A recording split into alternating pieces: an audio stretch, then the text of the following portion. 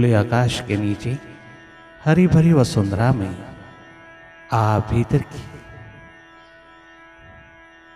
विराट महाशक्ति को उजागर कीजिएगा। लगातार भीतर की राह पर जागे जागे देखते रहना। Meditation is just a non doing state and you are a non doer entity in your true nature. You simply watch your mind, watch your thoughts, watch everything which happens before you inside. Simply watch, be watchful. करना कुछ नहीं, non doing की state में रहते हुए आप mind की doings को, माइंड की एक्टिविटीज को, माइंड की तमाम मैजिक को देखते रहना। माइंड के प्रति पूरी तरह अवगत होना। माइंड से थोड़ा हट करके माइंड की गति को देखते रहना। You are a seer, you are not a mind, you are a seer of it. आप अपने स्वभाव में रहिए और लगातार भीतर की राह पर जगमगाइए। प्रातःकाल की पावन वेला में भीतर की प्रभात उगाए, भीतर के प्रकाश में अंतस यात्रा पर जागे जागे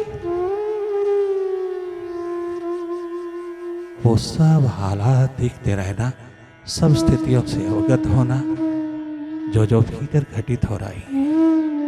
निष्पक्ष निरपेक्ष रूप में देखते रहना। देखना हमारा स्वभाव है, देखना एक्टिविटी नहीं है।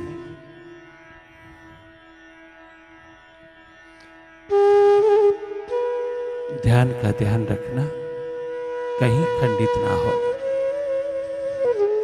लगातार निरंतर अपनी ओर जागे जागे रहना, अपनी सुरती में रहना, अपनी स्वाभाविक स्थिति में रहना। बाहर की दोनों पलकें मुड़ते ही आपका देखना उद्घाटित हो जाता है, आपका देखना शुरू हो जाता है। बाहर से भीतर की ओर जरा सा टर्न करते ही जो भी आपके सामने उतर रहा है आप उसको देखते रहना। निष्पक्ष निरपेक्ष होकर के देखना। तुम अपनी भीतर की हर एक स्थिति के देखने वाले हो जाना। भीतर की प्रकृति को अच्छी तरह भांप लेना।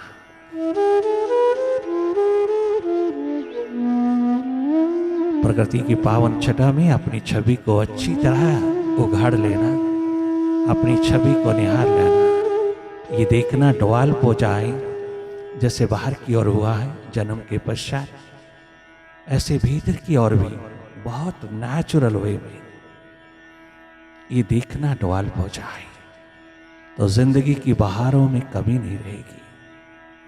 जीवन बहुत सुखद स्वस्थ होता है जब मेडिटेशन की बहार उतरती है।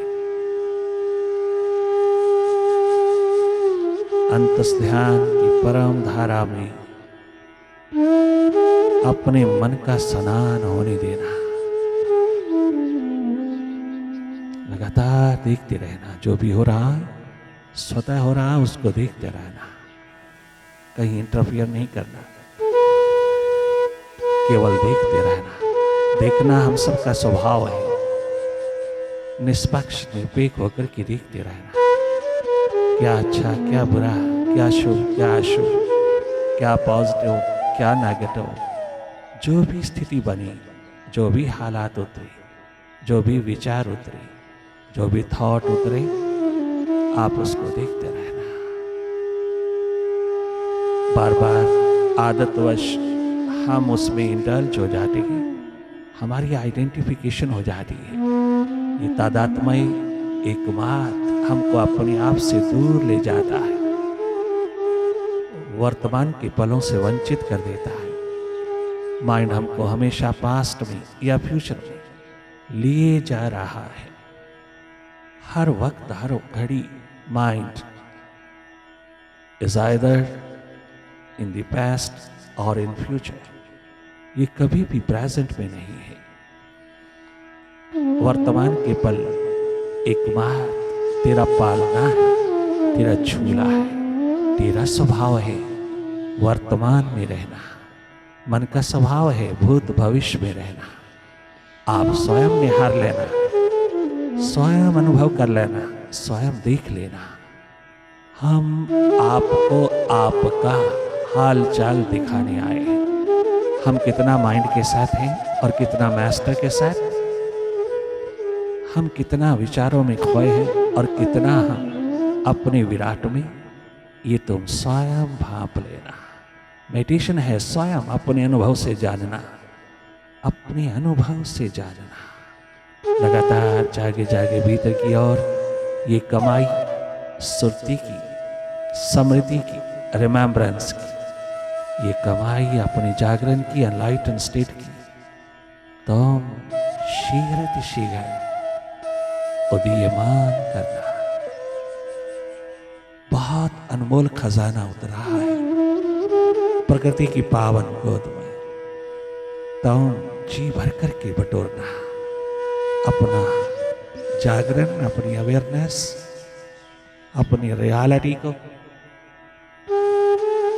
अपने बैलेंस को, अपने स्वभाव को बहुत अच्छी तरह संभाल लेना, संभालना अपने आप को, अपने पे दया करना, अपने पे करुणा करना, अपने पे कृपा करना, अपने पे रहमत कमाना, अपने अंधेरों को सर्वप्रथम विदा करना,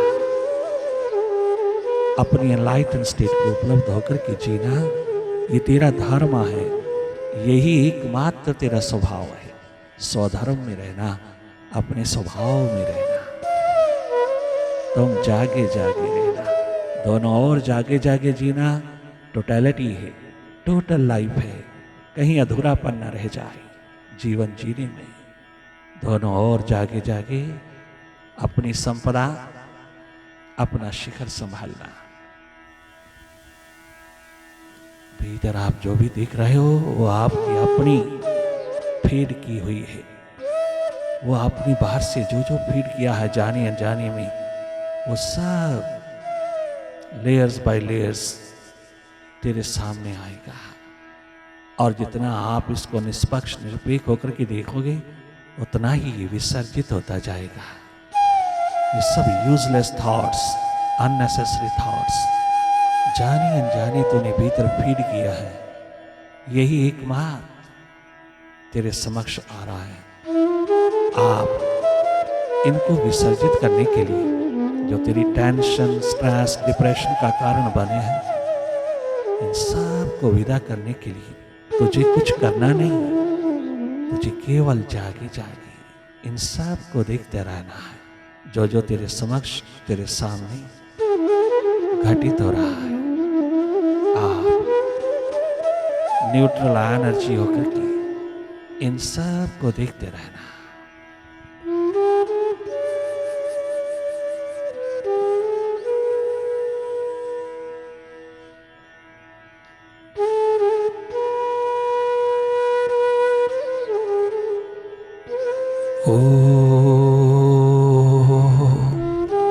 ओंकार आमीन आमन।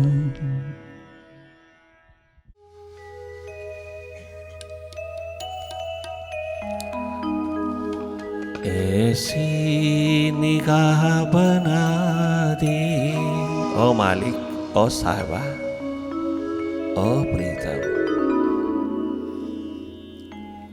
ऐसी निगाह बना दे हर कहीं में तुझको पाऊं। तेरा ही नाम हो लब पर, तेरे ही गीत गाऊं। ऐसी निगाह बना दे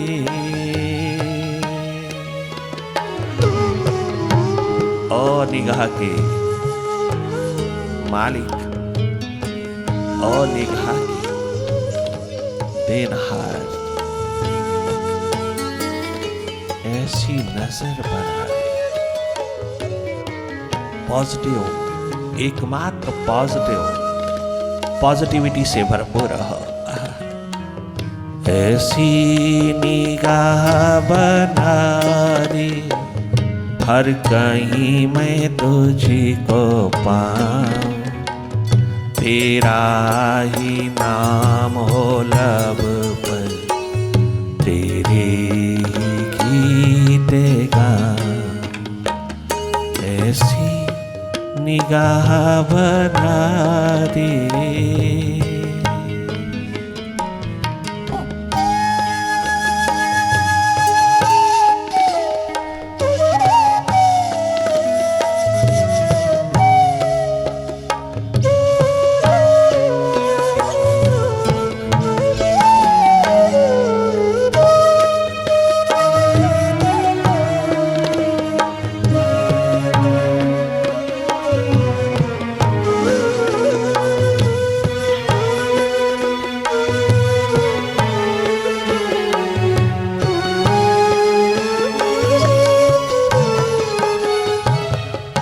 तेरे नाम का ढिढोरा सब जग ने सुन लिया,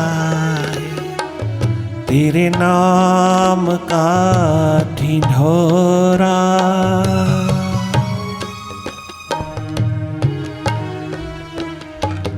तेरे नाम का ढिढोरा सब जग ने सुन लिया, कोई खार ले गई है, मैंने फूल चुन लिया है, मैंने फूल चुन लिया। इस बाग से निकल कर घड़ी भर कहीं न जाऊं, तेरा ही नाम हो लब पर, तेरे ही गीत गाऊं। इस बाग से निकल कर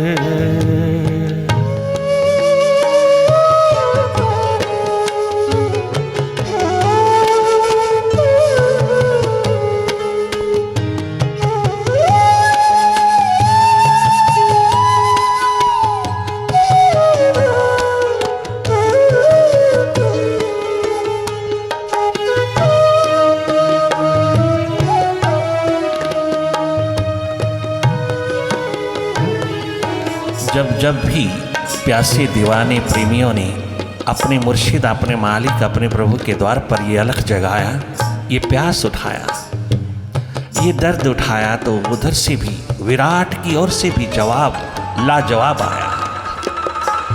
क्या गजब का इशारा किया है उस विराट ने। अरे मुझे चाहने वाले प्यासे दीवाने, मेरा होकर के जीने वाले, मेरे अंतर्गत होकर के जीने की प्यास रखने वाले, तेरे रास्ते में जो जो भी प्रॉब्लम, समस्याएं, अड़चन आती हैं, वो सब स्वतः ही विदा हो जाती हैं जब एक युक्ति पिरो लेगा। तो युक्ति क्या है? पिरोते ही मुक्ति मिलती है। माइंड से मुक्त होता है तो मन से मुक्त होता है। एक छोटी सी युक्ति पिरोते ही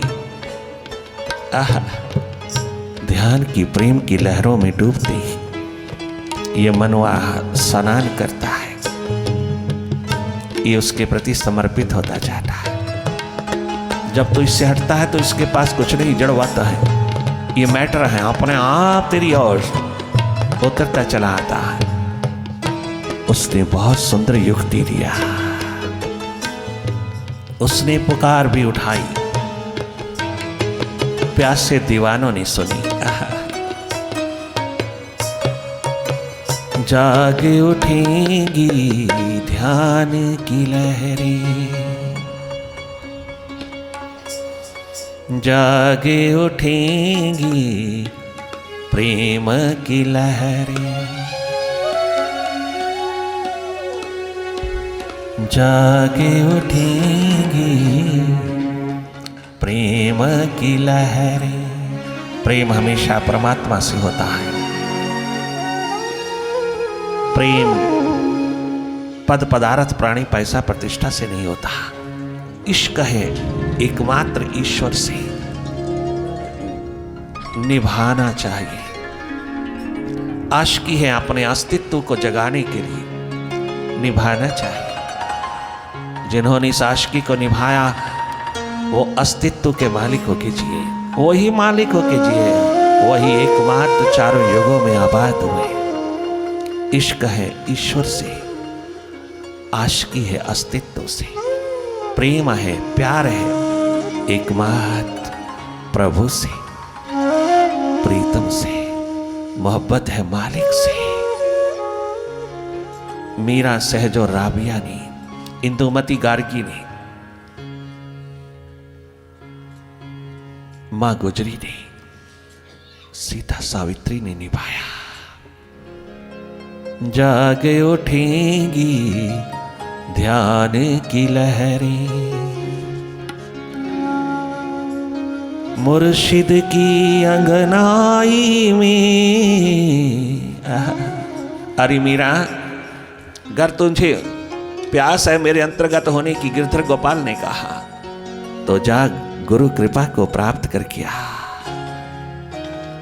उसकी कृपा के बिना तो मेरे अंतर्गत नहीं हो सकेगी, तो विराट नहीं हो सकेगी, तो मुझ में समा नहीं सकेगी। मैं खुद भी 14 वर्ष लगातार, गिरधर गोपाल ने कहा, भगवान कृष्ण ने कहा, मैं स्वयं 14 वर्ष लगातार गुरु के चरणों में मिट मिट करके इस भगवत्ता को, इस विराट अस्तित्व को उपलब्ध किया है।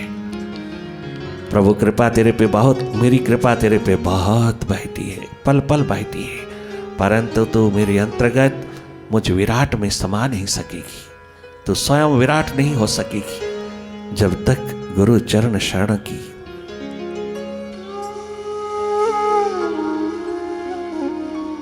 आभा को पिरो नहीं पाएगी।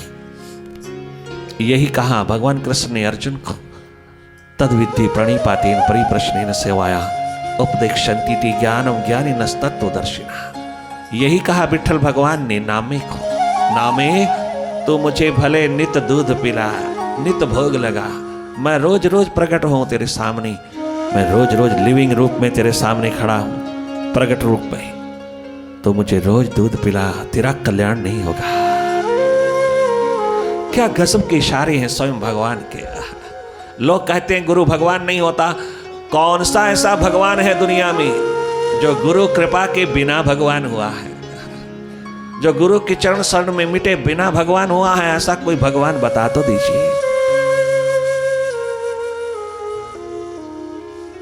स्वयं भगवान कृष्ण 16 कला संपूर्ण कहता है, मैं गुरु के चरणों में 14 वर्ष मिट मिट करके आया हूं। गोपाल के रूप में गया था, 17 वर्ष की आयु में गया था, गुरु ने रिजेक्ट कर दिया था, गुरु ने मुझे एडमिशन नहीं दिया, गुरु ने मुझे रिजेक्ट कर दिया। 17 वर्ष का बच्चा, बालक यहाँ पर एडमिट नहीं हो सकता, जाइए यहाँ से। ज्ञान विज्ञान आत्मज्ञान आत्म अनुभव की इस चौपाई में नहीं उतर सकता। 7 वर्ष की आयु में आया जाता है गोपाल, 17 वर्ष की आयु में नहीं। मैं कहाँ बिठाऊंगा, किनके साथ बिठाऊंगा, किनके बीच बिठाऊंगा तुझको? वापिस लौट जा। क्या गजब का गुरु है गुरु संदीपनी। 16 कला शिखर को भी रिजेक्ट कर रहा है। You will not be admitted in my ashram, in my university.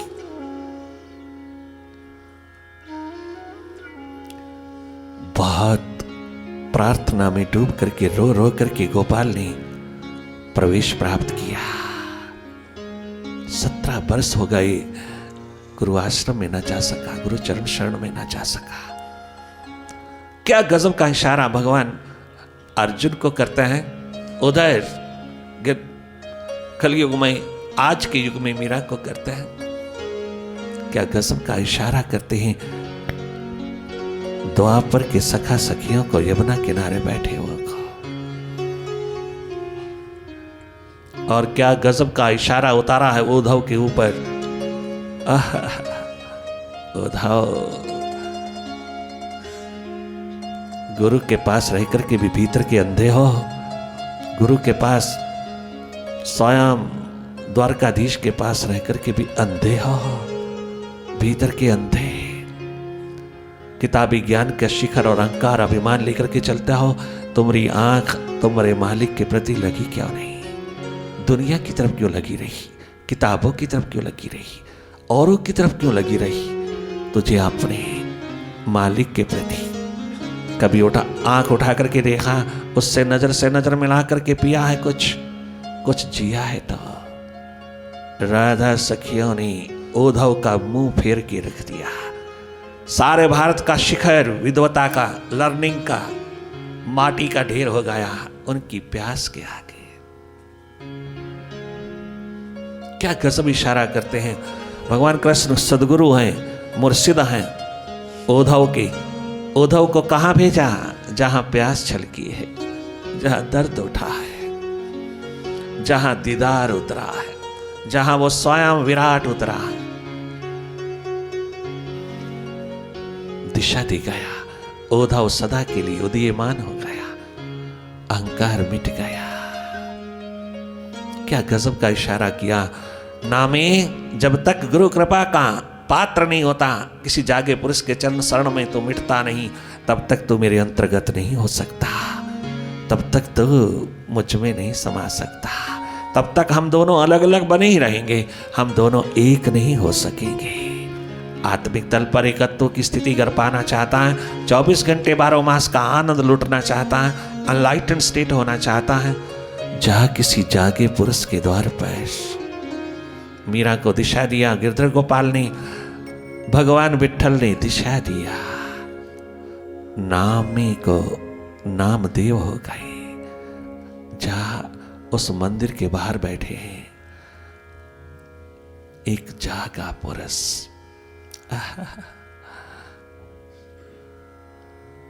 उसके चरणों में उतर जा, वो मेरा नूर लेकर के उतरा है, तो भी नूरो नूर हो जा उसके चरण शरण में। जागे उठेंगी ध्यान की लहरें, मुर्शिद की अंगनाई में, दिल की चोट उभर आएगी, दिल की प्यास उभर आएगी।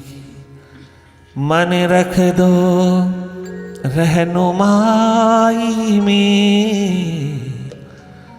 मन रख दो रहनुमाई में, जागे उठेगी ध्यान की लहर।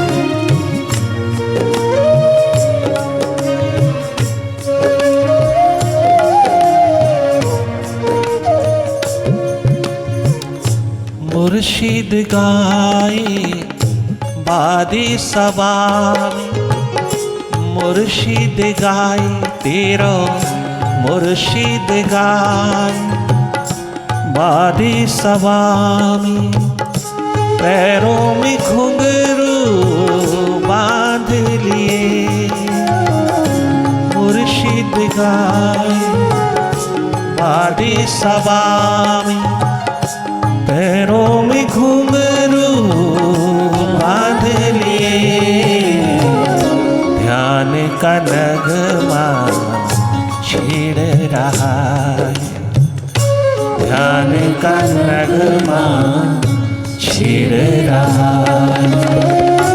हृदय की अंगनाई में, ध्यान का नगमा छेड़ रहा है, प्रेम का नगमा छेड़ रहा है। हृदय की शहनाई में, अंतस की शहनाई में, सांसों की शहनाई में जागे उठेगी ध्यान की लहरें, जागे उठे ओ प्यासे दीवाने ध्यान की लहरें, जागे उठेगी ध्यान की लहरें।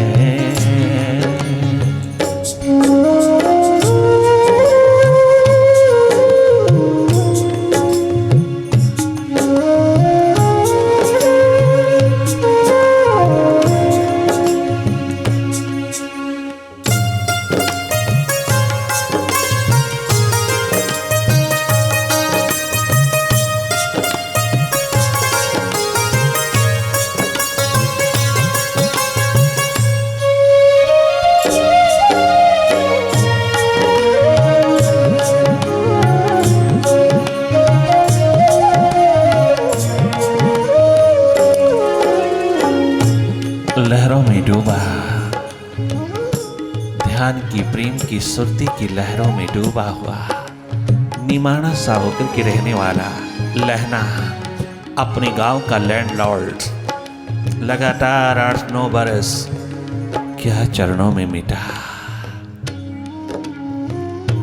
कभी जताया नहीं, जनाया नहीं, कभी अपना अस्तित्व दिखाया नहीं। प्यास दर्द दीवानगी का डूबा हुआ लहना गुरु नानक देव के दरबार में ऐसे पांव रखता है, ऐसे कदम रखता है कि कदम कभी डावाडोल नहीं हुआ, कदम कभी हिला नहीं, कदम कभी पीछे मुड़ के देखा नहीं। ऐसा कदम रखा